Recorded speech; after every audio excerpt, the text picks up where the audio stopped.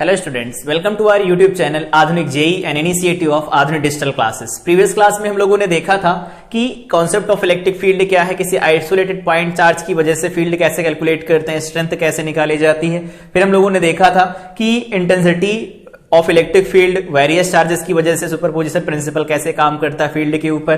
फिर हम लोगों ने बात की थी कि न्यूट्रल पॉइंट अगर दो चार्जेस दिए हों, सिमिलर दिए होते हैं, तो पॉइंट चार्ज के लिए, दो सिमिलर पॉइंट चार्जेस के लिए अगर हम उनके बीच का सेपरेशन दिया हो तो न्यूट्रल पॉइंट कहां मिलता है। दो अगर सिमिलर चार्जेस नहीं होते हैं, प्लस और माइनस अलग अलग चार्जेस होते हैं, तो उनकी वजह से जो न्यूट्रल पॉइंट होता कहां से मिलता है, उनके बारे में बात की गई थी। ग्राफ हम लोगों ने ड्रॉ किया था और एक क्वेश्चन भी दिया था, तो पहले उस क्वेश्चन का हम लोग आंसर लिखते हैं, उसके बाद आज की क्लास स्टार्ट करते हैं। तो क्वेश्चन हमारे पास था, अगर यहां पर हम लोग उस क्वेश्चन को डिस्कस करें तो क्वेश्चन में फार्मूला निकल के आया था ई का। यहां पर देखना चाहे तो देख सकते हैं, ई की जो वैल्यू निकल के आई थी, ई इज इक्वल टू निकल के आया था 2k Q x divided by में ए स्क्वायर प्लस एक्स स्क्वायर, और यहां पर पावर थी 3.5। ठीक है, अगर हम लोग इसे ड्रॉ करें तो ड्रॉ कैसे कर सकते हैं, यहां पर देखेंगे, यहां पर ये x है और यहां पर ये e है, तो इसका ग्राफ कुछ इस तरह से बन के आता है, ऐसा, और इस तरह से कुछ ऐसा ग्राफ बन के आता है, यहां पर मैक्सिमा मिलता है। तो जिन लोगों ने ऐसा ग्राफ ड्रॉ किया होगा उनका ये करेक्ट जवाब होगा। इस तरह से ग्राफ बनेगा। यहां x की वैल्यू भी लिखना चाहते हैं तो a/√2 बनेगी पॉजिटिव, यहां पर x की वैल्यू बनेगी -a/√2। इसको डिफरेंशिएट करके पॉइंट निकाल सकते हैं कि कहां मैक्सिमा बनेगा, कहां मिनिमा बनेगा। आगे हम लोग जब बात करेंगे अभी रिंग की एक्सेस के ऊपर फील्ड कैसे लिखा जाता है, तो वहां पर इसके बारे में हम दोबारा बात करेंगे। ठीक है, तो इससे मैच करवा सकते हैं, अपना होमवर्क सही है या नहीं सही है। तो आइए स्टार्ट करते हैं आज की क्लास और देखते हैं कि कंटिन्यूअस चार्ज डिस्ट्रीब्यूशन की वजह से फील्ड हम कैसे कैलकुलेट करते हैं। तो सबसे पहले हम लोगों ने ये कंटिन्यूअस चार्ज डिस्ट्रीब्यूशन क्या होता है इसके बारे में ऑलरेडी बात कर चुके हैं। यहां पर हम लोग सीधे पॉइंट टू पॉइंट बात करेंगे। पहला अगर हम बात करते हैं linear charge distribution, linear charge distribution, तो लीनियर चार्ज डिस्ट्रीब्यूशन की वजह से अगर हम देखना चाहते हैं कि फील्ड कैसे लिखी जाती है, तो यहां से देख सकते हैं, यहां पर कोऑर्डिनेट सिस्टम कंसीडर किया गया, यहां पर ये कोई कर्व्ड सरफेस दे रखी है, कोई कर्व्ड स्ट्रक्चर है जिसके ऊपर चार्ज यूनिफॉर्मली डिस्ट्रीब्यूटेड है, नॉन यूनिफॉर्मली डिस्ट्रीब्यूटेड, कैसा भी हो सकता है। यहां पर अगर हम एक पॉइंट एलिमेंट कंसीडर करें dl, और इसका यहां से पोजीशन वेक्टर लिखा गया है, वो लिखा गया है r वेक्टर या r0 वेक्टर लिखा गया, और इसकी वजह से यहां कहीं पर अगर हम फील्ड लिखना चाहते हैं इस पॉइंट के ऊपर जिसका पोजीशन वेक्टर r लिखा गया है, तो फील्ड की डायरेक्शन इस तरफ आएगी। इतना तो हम लोगों ने अभी देख ही लिया है पिछली क्लास में कि ये आएगा dE वेक्टर। ठीक है, तो अगर dE वेक्टर की वैल्यू लिखी जाए तो ये वाला पोजीशन वेक्टर कितना लिखा जा सकता है, r vector minus r0 vector. तो क्या लिख सकते हैं, E is equal to, direct हम E लिखते हैं, dE नहीं लिख रहे, तो क्या बाहर निकल के आएगा, तो यहां पर जो चार्ज होगा वो dQ चार्ज होगा, तो कह सकते हैं इंटीग्रेशन होगा, लीनियर इंटीग्रेशन होगा, K होगा, K को बाहर निकालना चाहे तो निकाल सकते, वैसे कांस्टेंट है ही। Q की वैल्यू के बारे में बात करें तो ये dQ बन जाएगा। इनटू में क्या लिखा जा सकता है, इनटू में लिखा जा सकता है यहां पर KQ डिवाइडेड बाय में R स्क्वायर, तो ये लिखा जा सकता है R square R minus R0 vector, फिर इसका कर देते हैं क्यूब, यहां R vector minus R0 vector. इस तरह से हम इसका डायरेक्शन के साथ वैल्यू लिख सकते हैं। अब dQ को रिप्लेस करना चाहें तो लैम्डा इंटू dl होगा, तो K बाहर चला आएगा, लाइन इंटीग्रल होगा, यहां पर लैम्डा इंटू dl लिख सकते हैं, और डिवाइडेड बाय में क्या लिखा जा सकता है, r vector minus r0 vector, यहां पर होल पावर 3 बन जाएगा, यहां लिख सकते हैं r vector minus r0 vector. ठीक है, तो लीनियर चार्ज डिस्ट्रीब्यूशन की वजह से फील्ड कैसे निकाला जाता है वो इसका फार्मूला है, यूज करके हम निकाल सकते हैं। सेकेंड पॉइंट के बारे में बात करें, बी पॉइंट क्या है, तो सरफेस चार्ज डिस्ट्रीब्यूशन है, सरफेस चार्ज डिस्ट्रीब्यूशन। यहां पर हम लोग टू द पॉइंट बातें क्यों कर रहे हैं, क्योंकि कंटिन्यूअस चार्ज डिस्ट्रीब्यूशन डिटेल में हम लोग पढ़ चुके हैं। अब अगर यहां पर हम लोग कंसीडर करते हैं कोऑर्डिनेट सिस्टम है ये, यहां पर एक कोई पर्टिकुलर सीट ले ली जाती है जिसके ऊपर चार्ज डिस्ट्रीब्यूटेड है, वो यूनिफॉर्म डिस्ट्रीब्यूशन हो सकता है, नॉन यूनिफॉर्म भी हो सकता है। यूनिफॉर्म होगा तो सिग्मा बाहर चला आएगा क्योंकि सरफेस है, और अगर नहीं होगा तो सिग्मा अंदर रहेगा।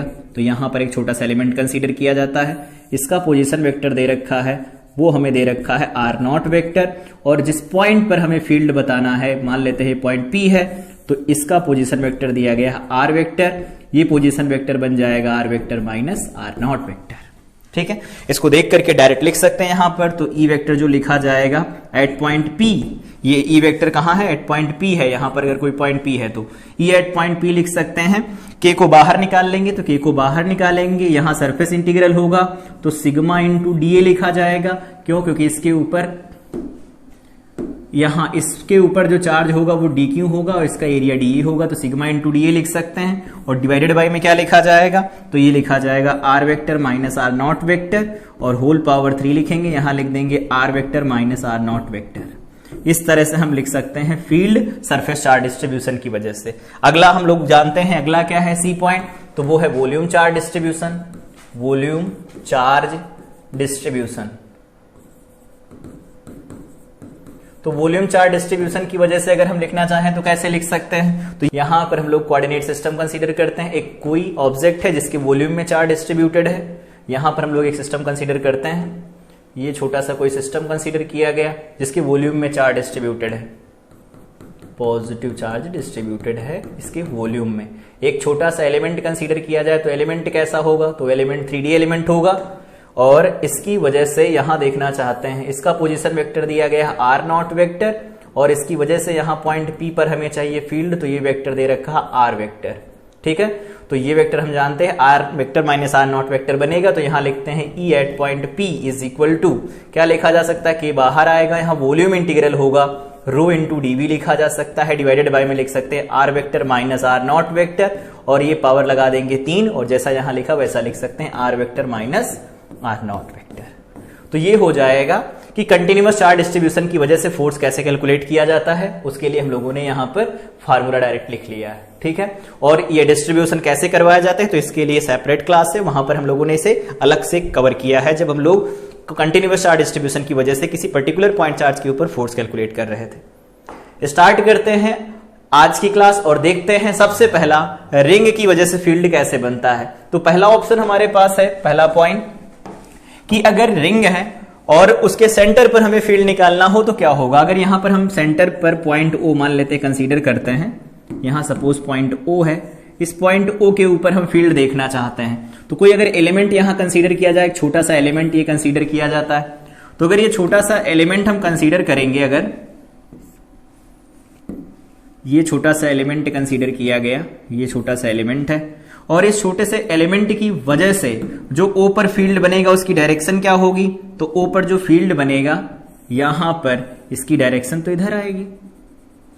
छोटा सा अगर हम यहां कंसीडर कर रहे हैं एलिमेंट, इस एलिमेंट की जो लेंथ है वो कितनी है, सपोज डीएल है, तो यहां पर जो डीई बनेगा वो इस डायरेक्शन में बनेगा बिल्कुल। अब अगर यही बात आगे की जाए कि दूसरा पॉइंट हम कंसीडर करते हैं, इस डीएल की वैल्यू भी लिखी जा सकती है, इसके ऊपर जो चार्ज होगा वो डी क्यू होगा, ये छोटे से एलिमेंट की वजह से, इसके ऊपर जो नेट चार्ज है वो क्यू है, या फिर हम इससे कह सकते हैं इसकी लीनियर चार्ज डेंसिटी लैम्डा लिख रखी है। तो अगर हम यहां से लिखना चाहें तो लिख सकते हैं, क्या होगा, इस डी क्यू का इंटीग्रेशन होगा, लेकिन ऐसा नहीं है, जो एलिमेंट यहां पर मिला है इसके सामने यहां पर एक एलिमेंट मिलेगा, उसकी फील्ड इधर की साइड बनेगी लेफ्ट साइड में। एक अगर एलिमेंट यहां कंसीडर किया जाए तो इसकी फील्ड इधर आएगी, तो एक एलिमेंट सामने यहां कंसीडर करेंगे, इसकी फील्ड डाउनवर्ड डायरेक्शन में आएगी। इसका मतलब अगर हम कोई यूनिफॉर्म चार्ज रिंग कंसीडर करते हैं तो उसके सेंटर पर जो इलेक्ट्रिक फील्ड की वैल्यू लिखी जाती है ई एट सेंटर, तो वो वैल्यू कितनी होती है, 0 होती है। इसका डेरिवेशन हमें नहीं करना है, डेरिवेशन करेंगे तो 0 वैल्यू मिलेगी। तो सिमेट्रिकल जो ऑब्जेक्ट होती हैं उनके ऊपर अगर चार्ज डिस्ट्रीब्यूशन होता है तो हम ये कह सकते हैं कि सेंटर पर जो लिखी जाती है फील्ड वो 0 निकल के आती है। तो याद रखेंगे, रिंग के सेंटर पर अगर फील्ड लिखी जाएगी तो 0 आएगी। ध्यान ये रखना है, डिस्ट्रीब्यूशन यूनिफॉर्म रहना चाहिए। लेकिन अगर ये रिंग पूरी ना होकर के आधी रिंग हो, यहां पर जो कंपोनेंट कैंसिल हो रहे थे यहां कैंसिल नहीं होंगे सारे, तो अगर सारे कंपोनेंट यहां पर कैंसिल नहीं हो रहे होंगे तो अब इसकी वजह से तो फील्ड बनेगी। अब इसकी फील्ड को हम कैलकुलेट करना चाहते हैं, तो कैसे कैलकुलेट कर सकते हैं, सबसे पहले हमें क्या करना है, यहां पर इसका सेंटर होगा, ठीक है, एक एलिमेंट यहां पर कंसीडर करते हैं, ये छोटा सा एलिमेंट कंसीडर किया गया, एक छोटा सा एलिमेंट यहां कंसीडर किया गया, ये एलिमेंट है, छोटा सा एलिमेंट यहां कंसीडर किया गया, और एक छोटा सा एलिमेंट उतने ही एंगल पर इधर कहीं कंसीडर किया जा रहा है, ये एक छोटा सा एलिमेंट इधर कंसीडर किया गया, दो अलग अलग एलिमेंट कंसीडर किए गए। अब हमें ये देखना है कि इनकी वजह से जो फील्ड बनेंगी वो किधर बनेंगी। तो इसकी वजह से जो यहां पर फील्ड बनेगा वो इस डायरेक्शन में बनेगा, जिसको हम लिख लेते हैं डीई, डीई लिख लेते हैं, ठीक है। इसकी वजह से जो इधर फील्ड बनेगा ये भी छोटा सा फील्ड बनेगा डीई, तो ये फील्ड इधर बन जाएगा जिसको हम लिख लेंगे डीई। अब अगर इसको सिमेट्रिकल रखा गया है इसके अबाउट, ये है सिमेट्रिकल, तो अगर हम इस एंगल को थीटा नाम देते हैं तो ये एंगल भी थीटा लिख लेते हैं। दोनों थीटा थीटा एंगल पर एलिमेंट कंसीडर किए गए हैं, तो थीटा होगा तो इधर वाले एंगल भी थीटा बन जाएंगे, ये एंगल भी थीटा बनेगा और ये एंगल भी थीटा बनेगा। तो डी के अगर कंपोनेंट करें तो इधर कंपोनेंट मिलेंगे हमें दो कंपोनेंट। कौन कौन से कंपोनेंट मिलेंगे? इस डी का कंपोनेंट मिलेगा इधर, वो लिखा जाएगा डीई कॉस थीटा। अगर साथ में बात करें इसका कंपोनेंट इधर आएगा तो डीई कॉस थीटा आएगा हमारे पास, ठीक है। डी कॉस थीटा हमें मिल गया, डीई कॉस थीटा। अब अगर बात किया जाए इस डी का वर्टिकल कंपोनेंट तो इधर आएगा, वो हो जाएगा डीई साइन थीटा, और इधर जो कंपोनेंट मिलेगा वो निकल के आएगा डीई साइन थीटा। इसका मतलब है कि अगर हम एक्स एक्सेस इसे कंसीडर करते हैं तो पॉजिटिव एक्स एक्सेस की डायरेक्शन में डी कॉस थीटा ऐड हो रहे हैं, और जो वाई डायरेक्शन है उसमें जो कंपोनेंट आ रहे हैं वो एक दूसरे से कैंसिल हो रहे हैं। तो अगर ऐसा होगा तो हम क्या लिख सकते हैं? तो ऐसा हम कह सकते हैं कि इसकी वजह से जो वर्टिकल कंपोनेंट बन रहे हैं मैग्नीट्यूड सेम और डायरेक्शन अपोजिट होने की वजह से कैंसिल हो जाएंगे, लेकिन जो डी कॉस थीटा है हॉरिजॉन्टल कंपोनेंट है ये सेम डायरेक्शन में होने की वजह से ऐड होंगे। और अगर ऐसा हुआ तो हम यहां से कह सकते हैं छोटा सा अगर ये डीई लिखा जाए तो डी क्या लिख सकते हैं? डी इज इक्वल टू लिखा जा सकता है, उसे लिख सकते हैं के क्यू। तो क्यू को क्या लिख सकते हैं? तो यहां पर जो लेंथ है वो डीएल अगर एज्यूम कर ली जाए तो क्यू की वैल्यू लिखी जा सकती है lambda into DL divided by में आर स्क्वायर। तो आर क्या होगी? इसकी रिंग की रेडियस लिखी जाएगी, तो हम आर स्क्वायर लिख सकते हैं। बनेगा ऐसा? बिल्कुल बनेगी डी की वैल्यू। हमें अब ये लिखना है कि ये जो थीटा निकल के आ रहा है वो थीटा के रिस्पेक्ट में हम वैल्यू कितनी लिख सकते हैं। तो सबसे पहला काम ये करना है हमें कि ई जो लिखना है at centre, E at centre जो लिखा जाएगा वो क्या होगा? इंटीग्रल होगा किसका? डीई कॉस थीटा का। बनेगा तो डी कॉस थीटा का इंटीग्रल होगा, तो ये लिख सकते हैं डीई, डीई की वैल्यू हमारे पास पहले से पता है के into lambda into DL divided by में क्या लिखा जा सकता है? आर स्क्वायर लिख सकते हैं, इंटू में यहां क्या लिख सकते हैं? कॉस थीटा लिख सकते हैं, ठीक है। अब ऐसा हो गया तो यहां पर जो एलिमेंट हम लोगों ने कंसीडर किया है उस एलिमेंट के बारे में अगर बात की जाए तो कितनी लिखी जा सकती है? तो अगर इसको हम अलग से बनाएं जूम करके कि ये है रेफरेंस लाइन, ठीक है, यहां पर ये पूरा रिंग है, यहां पर ये जो एंगल बन रहा है वो कितना है? थीटा है। तो यहां जो दूसरा एलिमेंट जो लिया जाएगा डीएल एलिमेंट, यहां पर जो छोटा सा एंगल बनेगा उसको हम लोग डी थीटा लिख सकते हैं, ऑफ कोर्स लिख पाएंगे। तो डीएल को हटा के क्या लिखा जा सकता है? इसे लिख सकते हैं आर डी थीटा, ये वैल्यू लिखी जा सकती है। Theta is equal to R का अपॉन रेडियस होता है, तो यहां से डायरेक्ट फार्मूला लगा के लिख सकते हैं। जूम करके देखेंगे तो ऐसा निकल के आएगा, ठीक है। अब हमें क्या लिखना है? यहां पर डीएल को रिप्लेस करवाना चाहते हैं वहां की वैल्यू से, तो ये वैल्यू हमारे पास मिलेगी, डीएल की वैल्यू रिप्लेस करेंगे तो यहां लिख सकते हैं के into lambda into DL. DL कितना है? तो डीएल की वैल्यू हमारे पास है आर डी थीटा, और डिवाइडेड बाय में क्या आएगा? आर स्क्वायर बनेगा, यहां पर लिखेंगे कॉस थीटा, ठीक है। इंटीग्रेशन चल रहा है इसका। अब अगर हमें इंटीग्रेट करवाना चाहते हैं तो यहां पर थीटा ही है जिसे इंटीग्रेट करवाना है, तो थीटा एक इस साइड मिलेगा एक उस साइड मिलेगा। तो यहां पर देखा जाए तो ये वाले एंड का जो थीटा होगा वो कितना लिखा जाएगा? तो इस रेफरेंस पॉइंट से नीचे कितना होगा? 90 पर, और रेफरेंस पॉइंट के ऊपर 90 पर होगा। तो एक साइड का कन्वेंशनल हम लेंगे का साइन कन्वेंशन से, तो इधर का हम निगेटिव तो अपर साइड का पॉजिटिव लिख देंगे, क्योंकि रेफरेंस पॉइंट से नीचे जाएंगे निगेटिव, अपर साइड में जाएंगे तो पॉजिटिव लिखा जाएगा।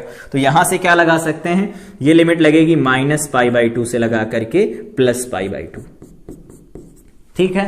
इसे कैलकुलेट कर लें तो क्या मिलेगा? यूनिफॉर्म डिस्ट्रीब्यूशन है तो लैम्डा को बाहर निकाल सकते हैं, तो इस बार बाहर निकल के आएगा के इंटू लैम्डा, एक आर से आर कैंसिल हो जाएगा, और डिवाइडेड बाय में यहां आर बचेगा, और यहां बचेगा cos theta D theta. Integration की लिमिट लगी है -π/2 से लगा करके +π/2।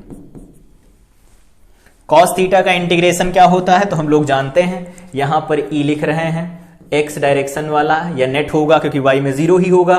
तो अगर एक्स डायरेक्शन में हम लिखें तो क्या लिख सकते हैं, के इंटू लैम्डा डिवाइडेड बाई में आर बनेगा। कॉस थीटा का इंटीग्रेशन क्या होता है, तो साइन थीटा लिखा जाता है। इस पर लिमिट लगानी है, कहां से कहां तक, तो -π/2 से लिमिट लगेगी +π/2 तक। ठीक है, अब ये वैल्यू अगर पुट कर दें तो ये आएगा k into lambda divided by में कैपिटल आर, ये लैम्डा है। साइन तो अपर लिमिट रखेंगे तो साइन π/2 बन जाएगा, माइनस लगाएंगे यहां पर रखेंगे तो साइन -π/2 बन जाएगा। हम लोगों ने पिछले क्लास में देखा था लिमिट कैसे लगाई जाती है, याद होगा। ऐसा बन गया। अब हम इसे कैलकुलेट करना चाहते हैं तो EX क्या मिल जाएगा हमें, k लैम्डा डिवाइडेड बाई में R मिलेगा। और यहां पर साइन 90 की वैल्यू 1 होती है, माइनस साइन बाहर आएगा क्योंकि sine minus of theta minus sine theta होता, तो माइनस बाहर आएगा, प्लस होगा 90 और 90, साइन 91 तो बनेगा 1 + 1 2 बन जाएगा। तो इसे लिख सकते हैं ओवरऑल 2 लैम्डा डिवाइडेड बाई में R, या इसको फर्दर लिखा जा सकता है 1/2 pi epsilon not lambda divided by में कैपिटल R। इस तरह से हम वैल्यू लिख सकते हैं कि अगर सेमी सर्कुलर रिंग है उसके सेंटर पर फील्ड लिखना चाहते हैं तो इस फार्मूले से लिखा जाता है। ऑफ कोर्स अगर यहां पर हम लोग EY लिखें जो कि निकल के आएगा इंटीग्रेशन -π/2 से +π/2, इसे खुद ही कैलकुलेट कर सकते हैं। D की वैल्यू क्या है, K into lambda into DL को R d थीटा लिख देंगे।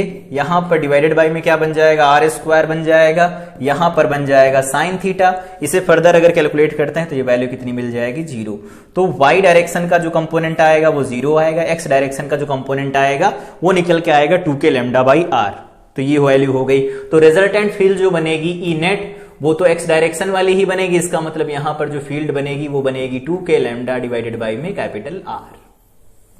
तो इस तरह से हम फार्मूला ये डेराइव कर सकते हैं। तो सेमी सर्कुलर रिंग के लिए ऐसा फार्मूला काम करेगा। ठीक है, अब अगर आगे बात किया जाए कि कोई पर्टिकुलर आर्क दिया गया हो, आर्क की वजह से कैसे फील्ड निकाली जा सकती है, तो वहां पर जो भी हम लोगों ने कंसीडर किया चीजों को वही यहां पर चीजों कंसीडर करते हैं और देखते हैं क्या निकल के आएगा हमारे पास फार्मूला। देखते हैं सबसे पहले तो यहां पर हम लोगों ने मान लिया कि ये रेफरेंस लाइन है हमारे पास, कोई भी रेफरेंस लाइन ले सकते हैं।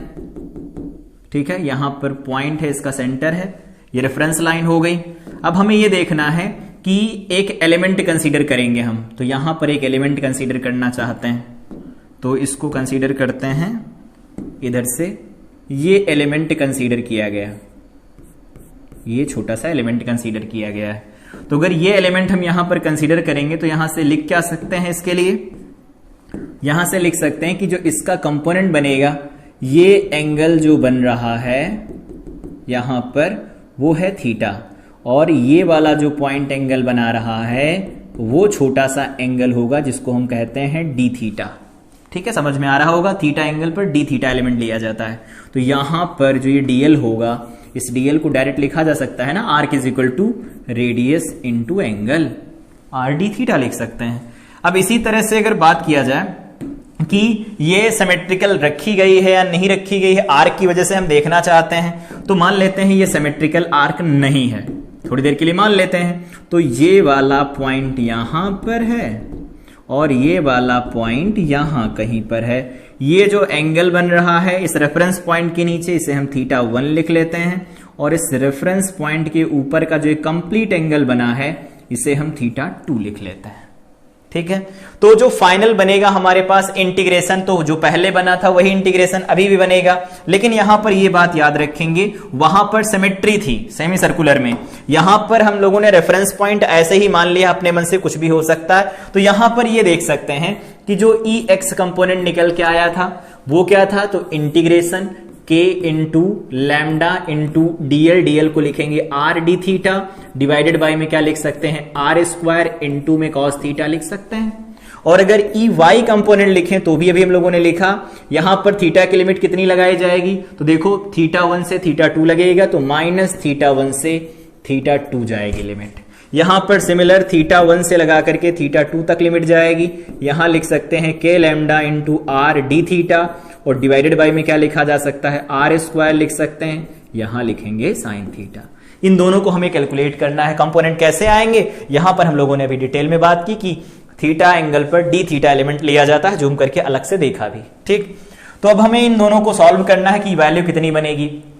तो ऊपर वाले के बारे में अगर बात करें तो यहां पर हम लोग लिख सकते हैं ई एक्स, जो फाइनल ई एक्स का एक्सप्रेशन बना हमारे पास वो कितना बना था, तो वो वैल्यू बनी थी यहां पर साइन थीटा आया था और थीटा 1 से थीटा 2 की लिमिट लगी थी।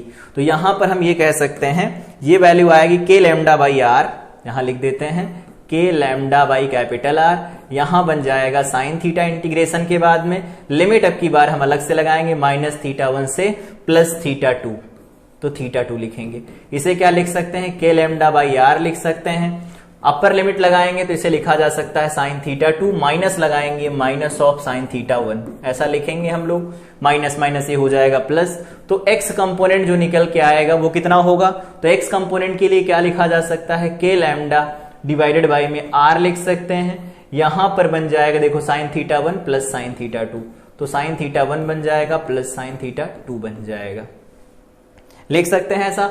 अब अगर बात किया जाए वाई कंपोनेंट के बारे में, यहां पर लिखना चाहे तो अलग से लिख देते हैं फॉर सिमेट्रिकल, अगर फॉर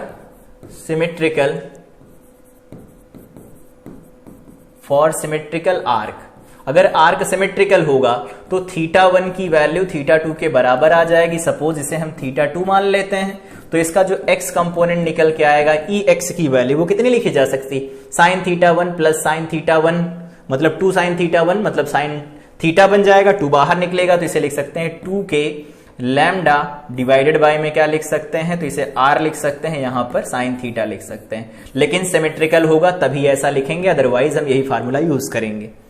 दूसरे कंपोनेंट पर चलें तो दूसरा कंपोनेंट है वाई कंपोनेंट, तो ई वाई हमारे पास निकल के आएगा, वो निकल के आएगा के लैम्डा डिवाइडेड बाय में आर। इंटीग्रेशन की लिमिट क्या लगेगी, तो यहां पर बन जाएगा हमारे पास साइन थीटा, तो साइन थीटा का होता है minus of cos theta, limit कहां से कहां, तो माइनस थीटा 1 से थीटा 2 लगेगी। इसे कैलकुलेट करते हैं तो E Y is equal to क्या लिखा जा सकता है, के लैम्डा डिवाइडेड बाय में आर। यहां पर बात किया जाए तो माइनस है, तो इस माइनस को चाहे थोड़ी देर के लिए बाहर निकाल सकते हैं या लिमिट बदल लेते हैं, तो इसे कॉस थीटा 1 लिख सकते हैं हम, या फिर हम माइनस को बाहर रख लेते हैं थोड़ी देर के लिए। यहां पर लिखा जाएगा कॉस थीटा 2, अपर लिमिट रखेंगे, माइनस यहां पर लिख सकते हैं कॉस माइनस ऑफ थीटा 1, ऐसा लिखा जा सकता है। Cos minus of theta cos theta होता है तो उससे कोई फर्क नहीं पड़ेगा। E Y is equal to लिख सकते हैं minus K lambda divided by में आर बनेगा।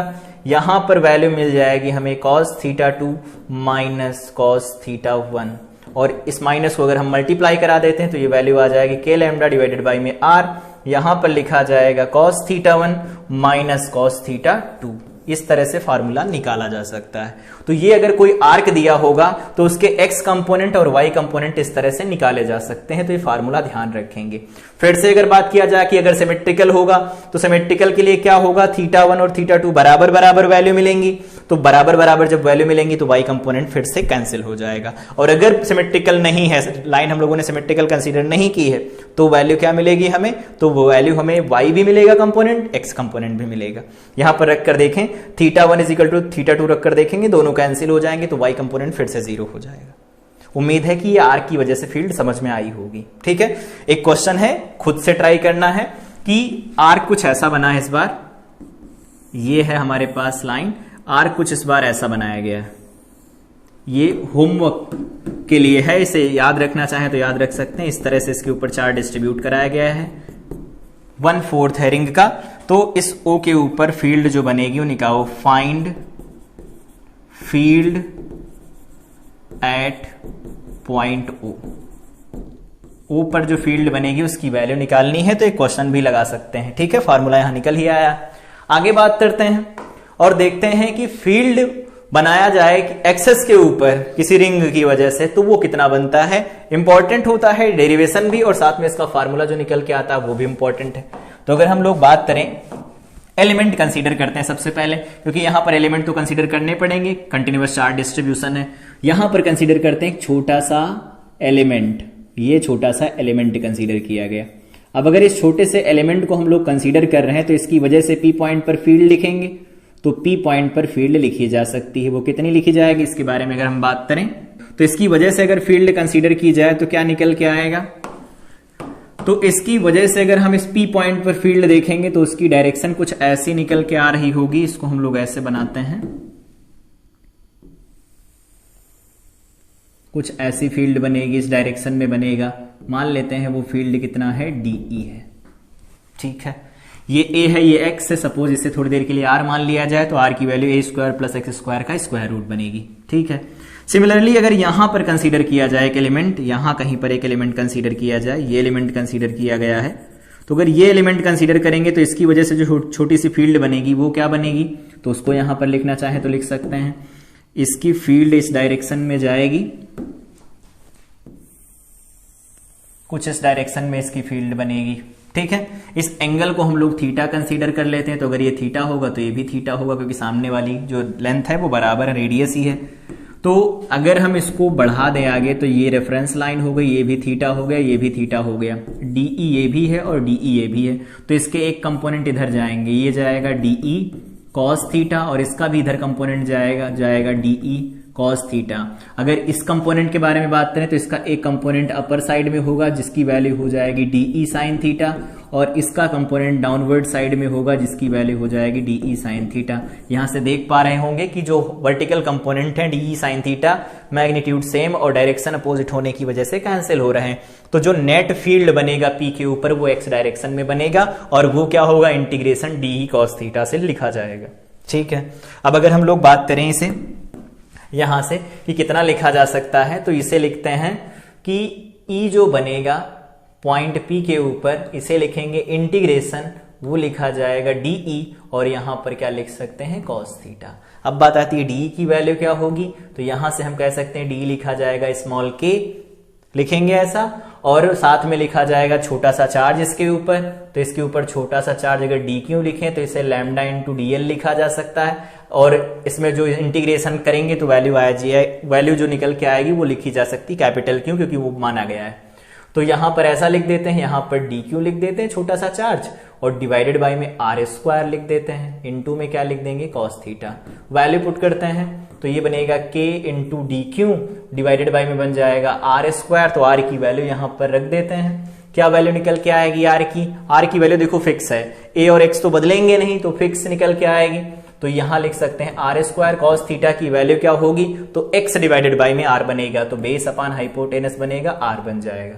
ठीक है, अब अगर हम इसे सॉल्व करते हैं तो E एट पॉइंट P बन जाएगा integration K into DQ into X divided by में बन जाएगा R क्यूब। उम्मीद है समझ में आ रहा होगा। तो E एट पॉइंट P लिखा जाए तो यहां पर जो कांस्टेंट नहीं उनको कांस्टेंट है उनको बाहर निकालें, तो K into x divided by में R क्यूब बाहर निकल जाएगा, कांस्टेंट है। इंटीग्रेशन किसका होगा, DQ का, और DQ का इंटीग्रेशन मतलब टोटल चार्ज जो इस रिंग के ऊपर प्रेजेंट है वो है कैपिटल Q, तो वो लिखा जा सकता है K, यहां पर इसका इंटीग्रेशन होके आएगा capital Q into x divided by में R क्यूब बनेगा। अब बात आती है कि R क्यूब की वैल्यू कितनी लिखी जाएगी, तो यहां से अगर हम इस फार्मूले से देखें, यहां इस ट्रायंगल में देखें, ये राइट एंगल ट्रायंगल जो बना हुआ है, इसमें ये R क्या हाइपोटेनस है, तो इसकी वैल्यू लिखी जा सकती है A square plus X square का स्क्वायर रूट। तो इस वैल्यू के बाद अगर हम लोग निकालना चाहते हैं कि EP की वैल्यू क्या लिखी जाएगी, अगर R की वैल्यू को पुट कर दिया जाए, अगर यहां पर A square plus X square put करते हैं तो इसे लिख सकते हैं E एट पॉइंट P, तो इसे लिखा जाएगा E at point P is equal to K Q X divided by में क्या लिख सकते हैं, तो यहां से हम लोगों ने इंटीग्रेशन इसका कर ही दिया है, ये देखिए। अब इसे लिखा क्या जा सकता है, तो इसको हम लिख सकते हैं 2KQX डिवाइडेड बाय में A square plus X square की पावर 3/2। ये फार्मूला हमारे पास बनता है रिंग के एक्सिस के ऊपर अगर हमें फील्ड लिखना हो तो। अब क्या करना है, हमें इसको मैक्सिमाइज करना है, तो फंक्शन को मैक्सिमाइज करने के लिए हम फंक्शन मानते हैं ये E फंक्शन है जिसकी वैल्यू KQX है, डिवाइडेड बाय में क्या लिखा जाएगा, तो A square plus X square, यहां पावर कितनी लगी हुई 3/2। तो अगर हम इसे मैक्सिमाइज करना चाहते हैं तो डिफरेंशिएट करना होगा, तो लिखना चाहे तो लिख सकते हैं differentiate with respect to x, तो यहां पर DE बाई DX बन जाएगा, K कैपिटल क्यों है कॉमन, इनको बाहर ले लेते हैं, डिफरेंशिएशन करते हैं।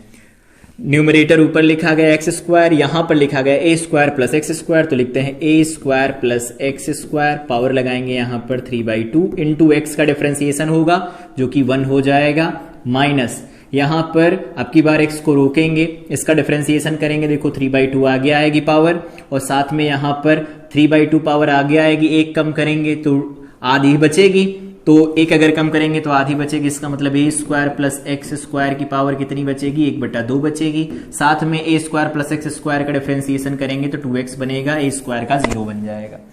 बात किया जाए यहां पर इसका स्क्वायर तो ये बन जाएगा ए स्क्वायर प्लस एक्स स्क्वायर की पावर यहां 3/2 बनेगी और इसका होल स्क्वायर लिखा जाएगा।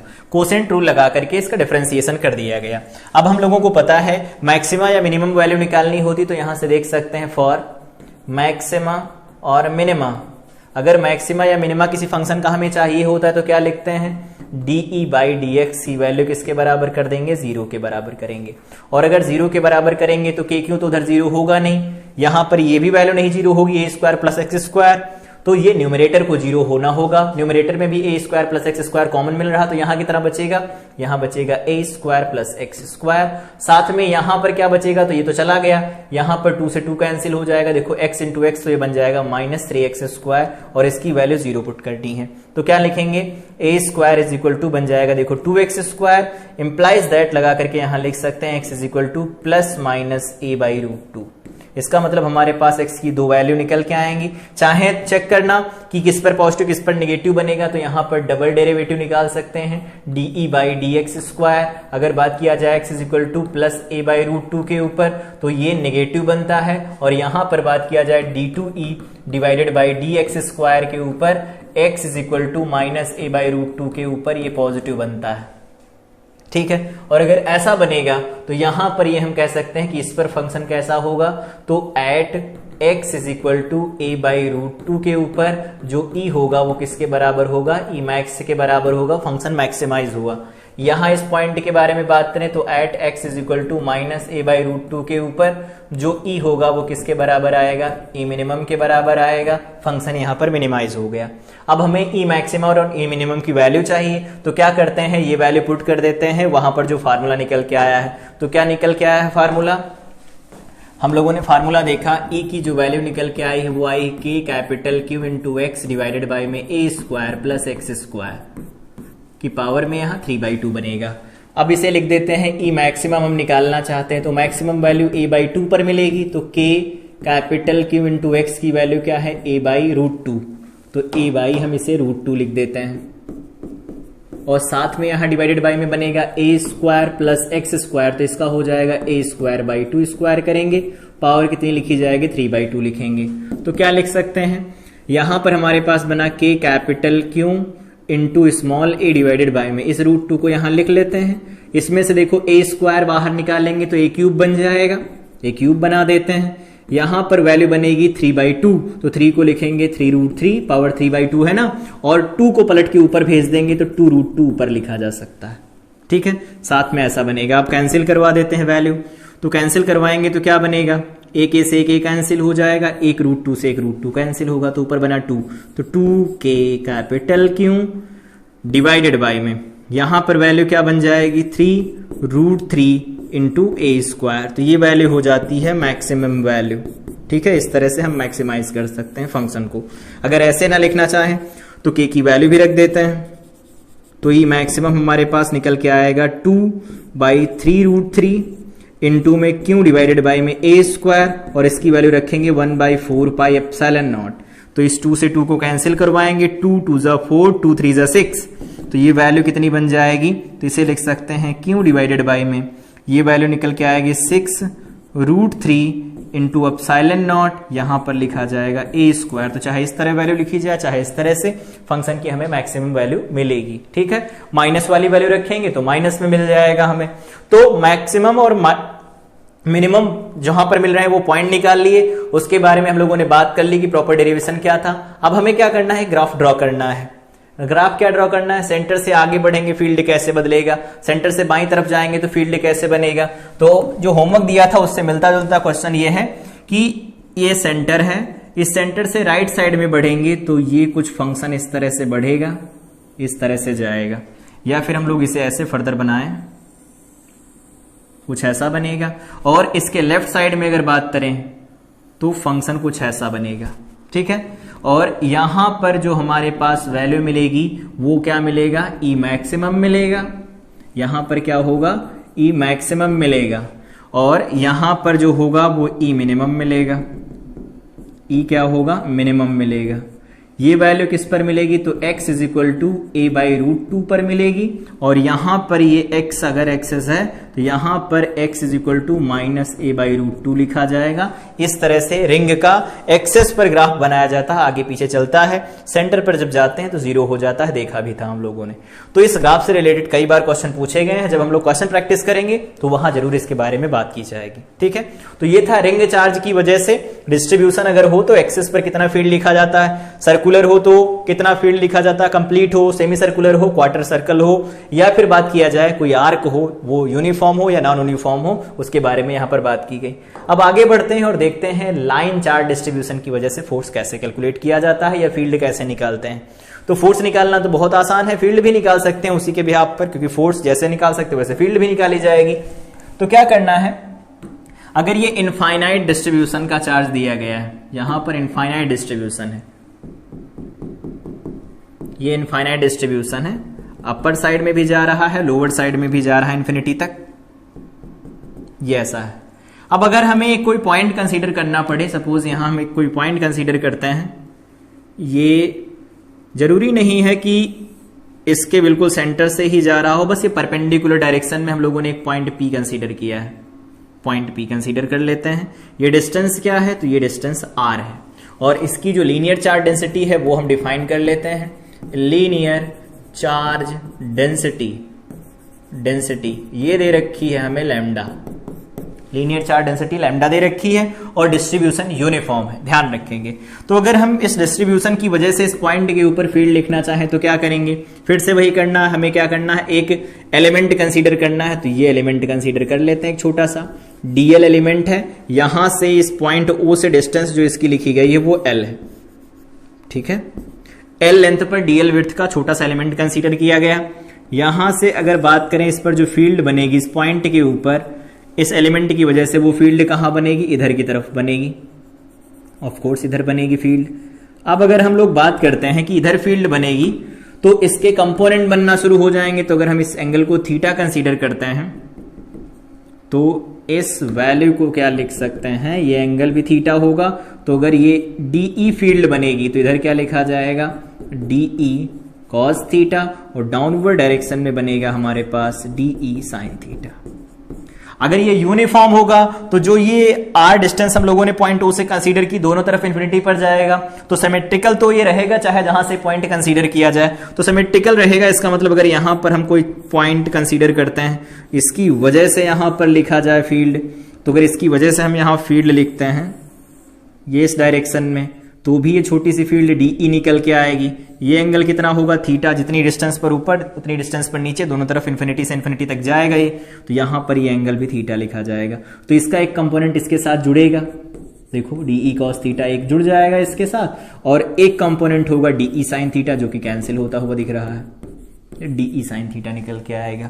तो ये हमारा अजम्पशन होगा कि डीई साइन थीटा जो है वो डायरेक्शन में अपोजिट है, मैग्नीट्यूड सेम है, कैंसिल हो जाएंगे, डीई कॉस थीटा जुड़ेंगे, साइन थीटा कैंसिल हो रहे हैं। अब क्या लिखना है हमें, देखना यह है कि जो पी पॉइंट यहां पर कंसीडर किया गया है इस पर फील्ड कैसे लिखी जाएगी। तो अगर हम लोग बात करें एक्स कंपोनेंट, तो ये इंटीग्रेशन होगा किसका, डीई कॉस थीटा का। और अगर बात किया जाए ई वाई के बारे में बात करें तो ये इंटीग्रेशन होगा किसका, डीई साइन थीटा का। ठीक है, और इसके बारे में अगर बात करेंगे तो फील्ड जीरो बनेगी। अभी हम फार्मूला लगा के देखते हैं। तो E X is equal to D E की वैल्यू लिखी जाए तो क्या लिख सकते हैं, छोटा सा चार्ज इसके ऊपर डी क्यू आएगा तो लिखा जा सकता है के into lambda into DL divided by में आर स्क्वायर। आर स्क्वायर में ये वाली डिस्टेंस आर बनेगी, या इसको हम x मान लेते हैं क्योंकि r कंसीडर किया जा चुका है। तो अगर वो x डिस्टेंस है तो यहां लिख सकते हैं एक्स स्क्वायर, तो ये हो गया के क्यू डिवाइडेड बाई में आर स्क्वायर इंटू में कॉस थीटा, तो कॉस थीटा की वैल्यू बन जाएगी r बाई एक्स, तो ये बन जाएगा r डिवाइडेड बाई में बन जाएगा x। इस तरह से लिख सकते हैं, बिल्कुल लिख सकते हैं।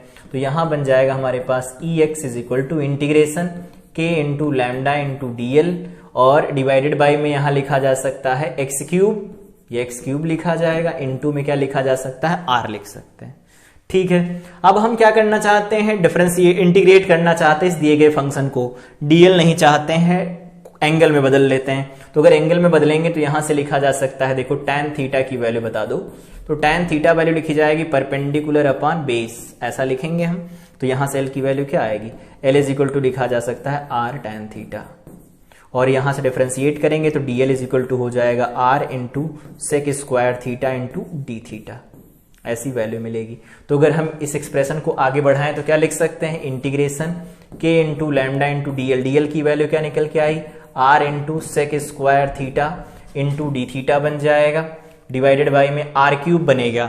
r क्यूब का मतलब क्या है, r cube is equal to r कितना आएगा, तो वो वैल्यू निकल के आएगी, देखो l स्क्वायर प्लस यहां पर लिखा जाएगा r स्क्वायर और इसकी पावर यहां 3 लगेगी, तो ये बन जाएगा r square plus l square की पावर 3/2 बनेगा। और अगर इस 3/2 पावर में अगर यहां पर रख दिया जाए l की वैल्यू की r tan थीटा है तो रख देते हैं यहां पर, तो ये वैल्यू बनेगी हमारे पास, एक बार लिख देते हैं r square plus l square, यहां पर वैल्यू लिखी हुई है 3/2।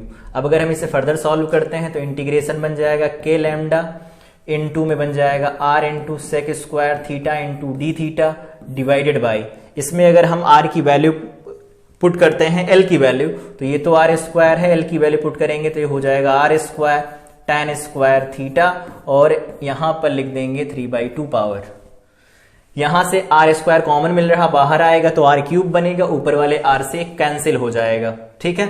और यहां पर कोई वैल्यू रह गई है तो यहां पर ये जो r था ये रह गया, तो यहां r लिख सकते हैं, तो यहां अलग से r लिखा गया है, तो मान लेते हैं इसी को r स्क्वायर कर लेते हैं, ठीक है। तो r क्यूब बनेगा, r स्क्वायर से कैंसिल होगा, तो ये वैल्यू हमारे पास निकल के आएगी इंटीग्रेशन k इंटू लैम्डा, और ये r स्क्वायर कैंसिल हो जाएगा, सेक स्क्वायर थीटा बनेगा, यहां पर देखेंगे 1 प्लस tan स्क्वायर थीटा बन जाएगा सेक स्क्वायर थीटा, 3/2 पावर होगी, क्यूब बनेगा, ऊपर वाले से कैंसिल होगा तो एक नीचे रह जाएगा, तो नीचे क्या बन जाएगा हमारे पास, सेक थीटा बन जाएगा, और एक r रह गया तो ये r बन जाएगा, और कोई वैल्यू रह गई तो यहां पर डी थीटा रह गया, ठीक है।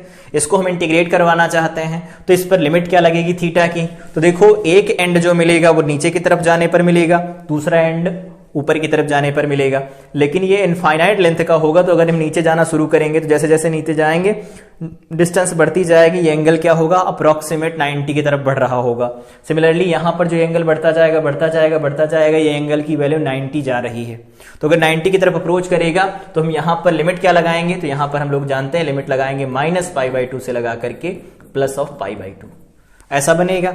तो यहां से क्या लिखा जा सकता है, एक्स कंपोनेंट निकाल रहे हैं हम, तो ये वैल्यू निकल के आएगी, देखो k into lambda divided by में बन जाएगा r, सेक ऊपर जाएगा बन जाएगा cos theta into D theta, limit लगी है -π/2 से +π/2।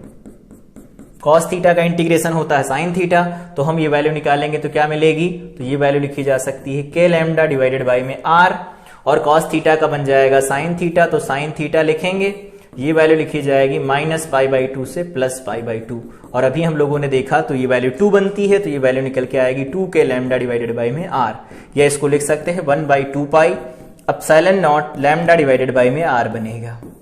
तो इस तरह से हम फार्मूला निकाल सकते हैं। अब बात किया जाए कि y कंपोनेंट कैसा होगा, तो y कंपोनेंट की वैल्यू इस केस में 0 निकल के आएगी, लेकिन अगर ये इनफाइनाइट ना हो, सेमी इनफाइनाइट हो, तो उसके लिए क्या होगा, तो इसी डेरिवेशन को आगे बढ़ाते हैं हम लोग, लिख देते हैं for semi infinite wire, for semi infinite charged wire.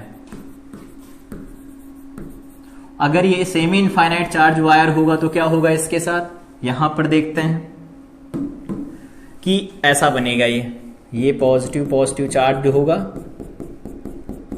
ये ऐसा होगा। एक हमें दिख रहा है यहां पर जो पॉइंट है, इससे हम लोगों ने एक यहां पॉइंट कंसीडर किया, इस डिस्टेंस के ऊपर ये r कंसीडर किया है, और ये इन्फिनिटी तक जा ही रहा है, तो अगर यहां पर एलिमेंट कंसीडर किया जाएगा तो उसका फील्ड इधर बनेगा, इसका फील्ड कुछ इस तरफ बनेगा, तो अगर इसका फील्ड इधर बनेगा DE, तो इसके जो कंपोनेंट आएंगे आएगा इधर DE cos थीटा, और इधर जो कंपोनेंट बनेगा वो क्या आएगा, DE sin थीटा बनेगा। तो अगर DE sin थीटा और DE cos थीटा बनेंगे तो इस बार दोनों कंपोनेंट हमारे पास निकल के आएंगे। तो अगर EX कंपोनेंट के बारे में बात करें तो कितना बनेगा, तो X कंपोनेंट निकल के आएगा लिमिट लगाने चाहे तो लगा सकते हैं। लिमिट कहां से कहां तक लगेगी, तो एक एंगल तो हो गया 0, तो एक एंगल तो हो गया 0, तो 0 से लगा करके दूसरे एंगल की लिमिट लगेगी 90, तो ये लिखेंगे π/2। और यहां पर इंटीग्रेट किसे करना था, तो यहां से देखते हैं इंटीग्रेशन हुआ था cos थीटा का, तो cos थीटा का इंटीग्रेशन हो जाएगा। तो ये वैल्यू पहले हम यहां पर निकालना चाहे तो बाहर निकाल सकते हैं कांस्टेंट टर्म की वैल्यू। तो कांस्टेंट टर्म की वैल्यू क्या थी हमारे पास, k लैम्डा डिवाइडेड बाय में r, 0 से लगा करके वैल्यू बन जाएगी π/2। यहां पर था cos थीटा d थीटा, क्या बनेगा, तो ex इज इक्वल टू लिख सकते हैं cos थीटा का होगा sin थीटा, तो k लैम्डा डिवाइडेड बाय में r, यहां पर वैल्यू बन जाएगी sin थीटा, और ये वैल्यू बनेगी 0 से लगा करके π/2। तो π/2 पर sin 1 बनेगा, 0 पर 0 बनेगा, तो 1 - 0 ये 1 ही रहेगा, तो ये बन जाएगा k लैम्डा डिवाइडेड बाय में r, ये वैल्यू निकल के आएगी हमारे पास। ठीक है, y कंपोनेंट के बारे में बात करें तो y बराबर क्या लिखा जा सकता है, तो k लैम्डा डिवाइडेड बाय में r लिख सकते हैं। और यहां पर जो इंटीग्रेशन किया जाएगा उसमें क्या आएगा, साइन थीटा आएगा, तो 0 से लगा करके π/2 तक ले जाते हैं, और यहां पर साइन थीटा बनेगा, d थीटा लिखा जाएगा, तो इसे क्या लिख सकते हैं, ey is equal to k lambda divided by में r बनेगा।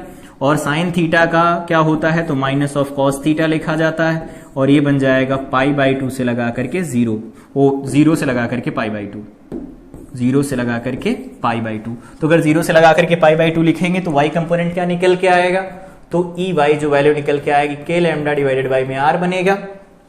यहां पर हम रखना चाहें तो रखें, माइनस बाहर कर लेते हैं, cos 90 बन जाएगा, ये माइनस ऑफ cos 0 बन जाएगा। ठीक है, 0 डिग्री। अब क्या बना, cos 0 होता है 1, तो ये बनेगा 0 - 1, और यहां पर minus k lambda divided by में r लिखा है, तो ये वैल्यू निकल के आएगी ey। तो देख सकते हैं ey की वैल्यू सीधे निकल के आ रही k लैम्डा डिवाइडेड बाय में r। अब अगर इसको बना के याद रखें तो कैसे याद रखेंगे, ये है हमारे पास semi infinite wire.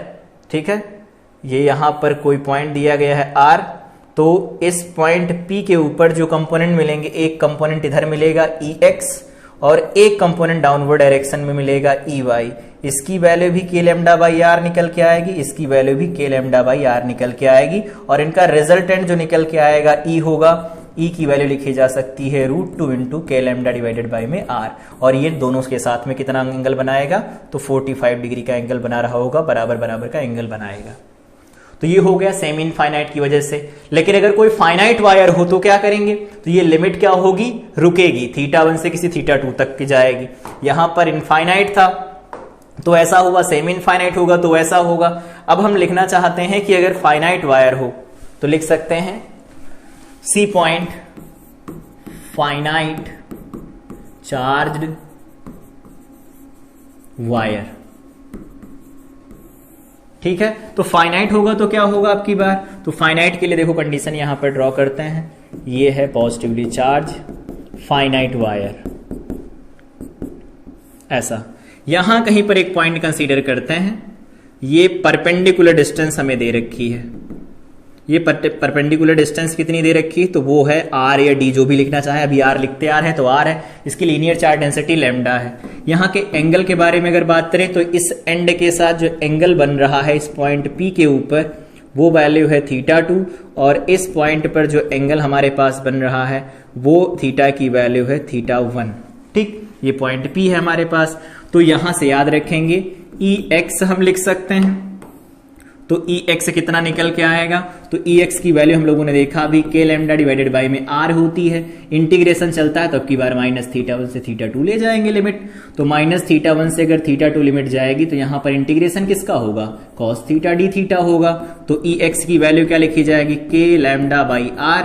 cos theta का इंटीग्रेशन होता है sin थीटा, तो sin थीटा लिखेंगे, लिमिट लगेगी माइनस θ1 से लगा करके θ2, और इसको अभी सॉल्व किया क्या निकल के आता है, तो k लैम्डा डिवाइडेड बाय में r निकल के आएगा, इसे लिख सकते हैं sin θ1 प्लस sin θ2।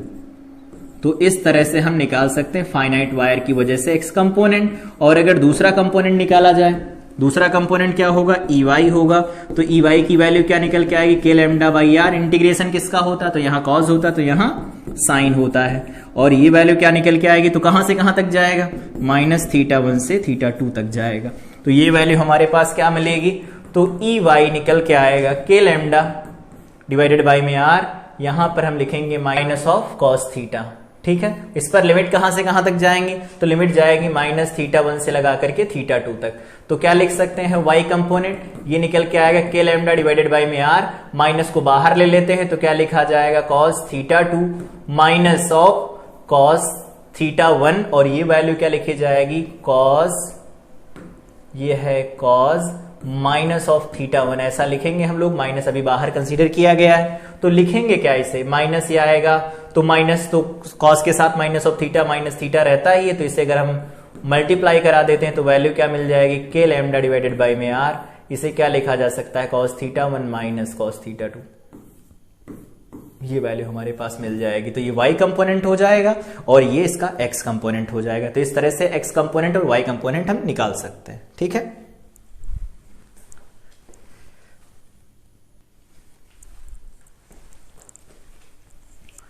अब इस लाइन चार्ट डिस्ट्रीब्यूशन की वजह से जो फील्ड था वो निकाल लिया, फाइनाइट हो तो निकाल सकते हैं, सेमी इनफाइनाइट हो तो निकाल सकते हैं, इनफाइनाइट होता है उसके लिए भी फार्मूला हमारे पास निकल के आया है, ये फार्मूला काम करता है। तो तीनों के केस हम लोगों ने डिस्कस कर लिए। अब बढ़ते हैं आगे और देखते हैं कि अगर कोई डिस्क है और उसके ऊपर चार्ज यूनिफॉर्मली डिस्ट्रीब्यूटेड है तो उसके एक्सेस के ऊपर फील्ड कैसे लिखी जाती है।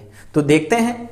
सबसे पहले हमें क्या करना होगा, यहां पर एलिमेंट कंसीडर करना होगा। तो 11th क्लास में हम लोग पढ़ते हैं जब डिस्क पर एलिमेंट लेना होता है तो सेंटर से r डिस्टेंस पर dr विड्थ का एलिमेंट लिया जाता है। तो क्या कर सकते हैं, यहां पर हम लोग लिखना चाहें तो लिख सकते हैं, ये डिस्टेंस क्या है, कंप्लीट डिस्टेंस तो दे रखी है हमें कैपिटल R, यहां से लिखना चाहें तो लिख सकते हैं ये कंप्लीट डिस्टेंस जो हमें दे रखी है, अलग कलर से लिखते हैं इसे, ये कंप्लीट डिस्टेंस जो हमें दे रखी है वो है कैपिटल R।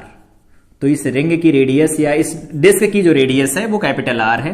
अब बात किया जाए कि इसमें जो ये छोटी सी रेडियस होगी, ये वाली रेडियस जो हम लोगों ने एलिमेंट कंसीडर किया है, ये R डिस्टेंस है स्मॉल r, और इसकी विड्थ जो दे रखी है यहां से यहां तक जो इसकी विड्थ होगी वो कितनी दे रखी है, वो dr दे रखी है, ठीक है, ऐसा है। तो अगर dr विड्थ का r डिस्टेंस पर छोटी सी रिंग ली जाएगी तो रिंग की वजह से हम जानते हैं फील्ड कितना बनता है। तो r डिस्टेंस से ये x के बारे में बात करें तो इस p पॉइंट के ऊपर जो फील्ड बनेगा तो छोटा सा फील्ड बनेगा क्योंकि एक छोटी सी रिंग कंसीडर की गई है। क्या बनेगा, तो उसका फार्मूला था k क्यों, तो इसके ऊपर जो चार्ज निकल के आएगा उतना कितना लिखा जा सकता है, dq, तो हो जाएगा dq, तो इसे लिख सकते हैं सिग्मा इंटू dv, और dA, तो dA लिखा जाए तो A क्या लिख सकते हैं, A होगा एरिया, तो उसे लिख सकते हैं 2 पाई r इंटू dr, तो हो गया सिग्मा इंटू dA। तो ये बन गया kq, डिवाइडेड बाई में क्या बन जाएगा, x हो जाएगा, और डिवाइडेड बाई में r square plus a square, r square का क्यूब बनता है तो r स्क्वायर ये बन जाएगा, प्लस में बन जाएगा एक्स स्क्वायर, और इसकी पावर क्या लिख सकते हैं, 3/2 लिख सकते हैं। अगर ये एक्सप्रेशन जो लिखा समझ में नहीं आया है तो इधर से देख सकते हैं। हम लोग जानते हैं सिग्मा की जो वैल्यू होती है, यहां से देखेंगे सिग्मा की जो वैल्यू लिखी जाती है वो कितनी लिखी जाती है, तो dq/dA लिखी जाती है। तो यहां से dq की वैल्यू क्या लिखेंगे, तो सिग्मा इंटू dA लिखेंगे, और एरिया क्या होता है, तो विड्थ इंटू हाइट होता है, तो dq की वैल्यू लिखना चाहे तो लिख सकते हैं सिग्मा, एरिया लिखेंगे तो 2 पाई r इसकी टोटल लेंथ हो जाएगी जो रिंग हमने कंसीडर की है, और अगर इसकी थिकनेस से इसे मल्टीप्लाई करा दिया जाए dr से तो इसका हमें एरिया मिल जाएगा। तो इसमें dq की वैल्यू इस तरह से लिखी जा सकती। अब हमें करना क्या है, इसको इंटीग्रेट करना है, और इंटीग्रेट करके हमें वैल्यू देखनी है कि e की वैल्यू कितनी बन रही होगी। तो यहां से एक्सप्रेशन जो बन रहा है वो कितना बना है, k q सिग्मा, तो इसे लिखते हैं dE इज इक्वल टू, जो कांस्टेंट उनको बाहर ले आते हैं, k कांस्टेंट है, यूनिफॉर्मली चार्ज है तो सिग्मा भी बाहर आ जाएगा। साथ में हम इसे लिख सकते हैं 2 पाई, ये भी बाहर निकाल सकते हैं, और ये जो x होगा वो भी नहीं बदल रहा तो x को भी बाहर निकाल सकते हैं। ऊपर r बचा रह गया तो ये r dr बचा रह जाएगा, और डिवाइडेड बाई में क्या लिख सकते हैं, तो डिवाइडेड बाई में बचा रह जाएगा एक्स स्क्वायर, प्लस यहां पर लिख सकते हैं r स्क्वायर, और इसकी पावर में क्या बनेगा, 3/2 बनेगा। इंटीग्रेशन करेंगे तो रिंग कहां से मिलना शुरू करेंगी, 0 से मिलना शुरू करेंगे, कैपिटल R तक जाएंगी, तो लिमिट लगेगी 0 से लगा करके कैपिटल R तक। ये इंटीग्रेशन हमारे पास बना है। तो इसको अगर हम लोग सॉल्व करें तो क्या वैल्यू हमें मिलेगी, तो इसको अगर हम सॉल्व करते हैं अगले पेज पर तो क्या मिलेगा, k सिग्मा 2 पाई x, क्या मिला हमें, तो यहां से e की वैल्यू मिल गई है k सिग्मा 2 पाई x, तो ये हो गया k सिग्मा 2 पाई x, और साथ में मिल रहा r dr, ये मिल रहा है हमारे पास इंटीग्रेशन है 0 से लगा करके r, यहां पर r dr है, डिवाइडेड बाय में यहां पर है X square plus R square की पावर 3/2। अगर हम मैथ्स के बारे में बात करें कि यहां कैसी मैथ लग रही है, तो यहां पर हम लोग देखते हैं सब्स्टिट्यूशन लगा सकते हैं और उसके बाद इसका इंटीग्रेशन किया जा सकता है। तो यहां पर हम पुट कर देते हैं, put X square plus R square is equal to कोई भी वैल्यू मान लेते हैं, सपोज जेड है, ठीक है, ये हम लोगों ने मान रखा है। तो अगर हम इसे डिफरेंशिएट कर देते तो एक्स तो कांस्टेंट है, तो यहां बन जाएगा 2r into D R is equal to D Z, ऐसा बनेगा। हमें वैल्यू किसकी चाहिए, तो आर डी आर की वैल्यू चाहिए, तो वो आ जाएगी डी जेड बाई 2, रख दो यहां पर। तो ये मिलेगा E इज इक्वल टू के into sigma into 2πx। Integration की लिमिट देखेंगे तो कहां से कहां जाएगी, तो 0 जब रख देंगे तो ये वैल्यू किसकी है, r की वैल्यू 0 रखेंगे तो z की जो लिमिट निकल के आएगी वो कितनी निकल के आएगी, तो z is equal to X square बनेगा। तो वैल्यू लिखना चाहे तो लिख सकते हैं, यहां से बदलना चाहे बदल ही लेते हैं। f x, ये r की लिमिट लगी हुई थी, r इज इक्वल टू 0, तो अगर r इज इक्वल टू 0 होगा तो यहां से z की वैल्यू कितनी लिखी जा सकती, एक्स स्क्वायर। और फिर f r is equal to capital R लिख दिया जाए, तो r इज इक्वल टू अगर हम कैपिटल R लिख देंगे तो ये वैल्यू कितनी मिल जाएगी हमें, तो यहां से देख सकते हैं रिंग की जो रेडियस हम लोगों ने कंसीडर की थी वो क्या थी, कैपिटल R थी। तो कैपिटल R लिखेंगे और ये डिस्टेंस x थी, तो ये बन जाएगा हमारे पास X square plus R square. तो R की वैल्यू कैपिटल R के बराबर रखेंगे तो बन जाएगा एक्स स्क्वायर प्लस यहां पर कैपिटल R स्क्वायर बनेगा, ठीक है। तो ये हमारे पास वैल्यू मिल जाएंगी। तो ये वैल्यू किसकी लिखी गई है, तो x की वैल्यू जब हम कैपिटल R के बराबर रखेंगे तो हमें z मिल जाएगा R square plus X square, ठीक है। अब इंटीग्रेशन की लिमिट लगा देते हैं, तो यहां बनेगा एक्स स्क्वायर, यहां बनेगा X square plus R square into R D R की वैल्यू कितनी है, तो डी जेड डिवाइडेड बाई में 2 है, तो 2 यहां लिख लेते हैं बाहर निकाल के, साथ में R square plus X square, तो इसकी वैल्यू हो जाएगी z। तो z की पावर कितना बन जाएगा, तो ये बन जाएगा 3/2, लिखेंगे ऐसा। तो z की पावर 3/2 बन गई, तो यहां से e की वैल्यू क्या मिल जाएगी, 2 से 2 कैंसिल करवा देते हैं, तो k into sigma into pi into X, integration X square से लगाकर कहां जाएगा, तो ये वैल्यू जाएगी X square plus R square तक, और यहां पर अगर हम लिखेंगे तो z की पावर -3/2 बन जाएगा इंटू डी जेड बनेगा। अब अगर इसे इंटीग्रेट किया जाए तो इंटीग्रेशन से हमें क्या मिलेगा, E इज इक्वल टू क्या लिख सकते हैं, E इज इक्वल टू के सिग्मा पाई इंटू एक्स, ऐसा लिख सकते हैं। साथ में यहां पर लिखा जाएगा z टू द पावर -3/2 है, तो z टू द पावर -3/2 रहेगा तो इसमें +1 ऐड करते हैं, -3/2 रहेगा तो इसमें +1 ऐड करेंगे। यहां पर क्या लिखा जा सकता है लिमिट, तो ये बन जाएगा एक्स स्क्वायर, यहां बनेगा X square plus capital R square, ठीक है। -3/2 मतलब क्या है, 1.5 है, और उसमें 1 ऐड करेंगे तो -1/2 बचेगा, तो -1/2 बचेगा तो 1/, करके लिख सकते हैं। तो इज इक्वल टू लिखा जा सकता है k into sigma pi into x, यहां पर क्या लिख सकते हैं, तो 1/, करके लिखेंगे तो इसे लिख सकते हैं 1/√/z, ठीक है। साथ में यहां पर क्या मिलेगा, तो -1/2 मिलेगा, तो माइनस यहां लगा लेते हैं और इस 1 को क्या कर देते हैं, 2 कर देते हैं, तो ये वैल्यू हमारे पास मिल जाएगी 2। और इस पर लिमिट कहां से है, तो एक्स स्क्वायर से लगा करके X square plus R square तक लिमिट जाएगी। अब हम क्या करेंगे कि जो ये वैल्यू लिमिट रखी गई लिमिट को पुट कर देते हैं, तो यहां से ई की वैल्यू हमारे पास मिल जाएगी के सिग्मा पाई एक्स, ठीक है। और माइनस साइन को हम बाहर लेना चाहते हैं, तो माइनस साइन को हम बाहर निकाल लेते हैं 2 के साथ, तो -2 बाहर निकाल लिया, ये ई हो गया हमारे पास। तो बचा क्या यहां पर, 1/z बचा रूट में, तो ये 1/z तो अपर लिमिट रखेंगे तो बन जाएगा X square plus R square बनेगा, इसका स्क्वायर रूट बन जाएगा, और माइनस लगा करके जब रखेंगे तो 1/ बन जाएगा square root of X square. Square root of X square तो x निकल के आएगा, और माइनस साइन से मल्टीप्लाई कराएंगे तो बनेगा 2k सिग्मा पाई x, यहां पर रख देते हैं, तो x अंदर भेज दिया जाए, माइनस भी अंदर भेज दिया जाए, तो ये x/, बनेगा, तो इधर लिख देंगे x डिवाइडेड बाई में क्या बन जाएगा, X square plus R square बन जाएगा, और यहां पर ये बन जाएगा x डिवाइडेड बाई में 1, तो इसे लिख देंगे 1-। तो यहां पर हमारे पास वैल्यू बन गई है 2k सिग्मा पाई, तो क्या लिखेंगे हम यहां पर, E is equal to 2k sigma pi, और यहां पर निकल के क्या आया है, तो इधर निकल के आया है हमारे पास ये वैल्यू आई 1 माइनस एक्स, तो ये लिखा गया है 1 माइनस एक्स डिवाइडेड बाय में square root of X square plus R square बनेगा। ठीक है, अब यहां से हम वैल्यू लिखना चाहते हैं तो ये हो जाएगा 2, के की वैल्यू 1/4 पाई एप्सिलॉन नॉट लिख सकते हैं, यहां पाई बन जाएगा, ये बनेगा 1 माइनस एक्स डिवाइडेड बाई में X square plus R square, ये वैल्यू आएगी। अगर यहां से देखेंगे तो पाई से पाई कैंसिल हो रहा है, 2 से 2 कैंसिल हो जाएगा, यहां पर सिग्मा छूट गया था तो सिग्मा लिखना चाहे तो सिग्मा लिख सकते हैं, लिखना पड़ेगा हमें, सिग्मा छूटा था। तो E इज इक्वल टू क्या लिखेंगे, तो ये पाई से पाई कैंसिल, 2 से 2 कैंसिल होगा तो सिग्मा अपॉन 2 एप्सिलॉन नॉट बन जाएगा, और यहां पर रिजल्ट बना है 1 माइनस एक्स डिवाइडेड बाई में X square plus R square का स्क्वायर रूट। तो ये हो जाएगा डिस्क की वजह से सेंटर पर कितना फील्ड बनेगा उसका फार्मूला, इस तरह से इसे याद रखेंगे।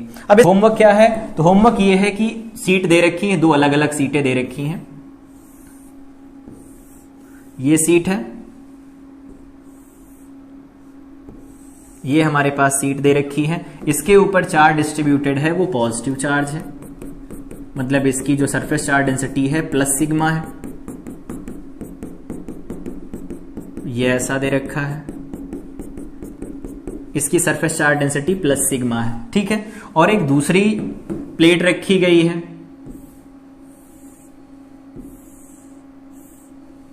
एक दूसरी प्लेट रखी गई है, दूसरी प्लेट रखी गई है, इसके ऊपर चार्ज है वो माइनस है, ये माइनस चार्ज डिस्ट्रीब्यूट है इसके ऊपर यूनिफॉर्मली, ये है। तो हमें ये बताना है ये प्लस सिग्मा है, ये माइनस सिग्मा है। ठीक है, इनके बीच का कुछ सेपरेशन होगा, सेपरेशन वैसे भी मैटर नहीं करता, तो यहां पर सपोज मान लेते हैं इनके बीच का सेपरेशन कितना है, तो इनके बीच का जो सेपरेशन दिया गया है वो सपोज डी है। तो ये बताना है पहला रीजन इधर, दूसरा रीजन इधर, तीसरा रीजन इधर है, तीनों रीजन में हमें फील्ड बताना है। Find resultant field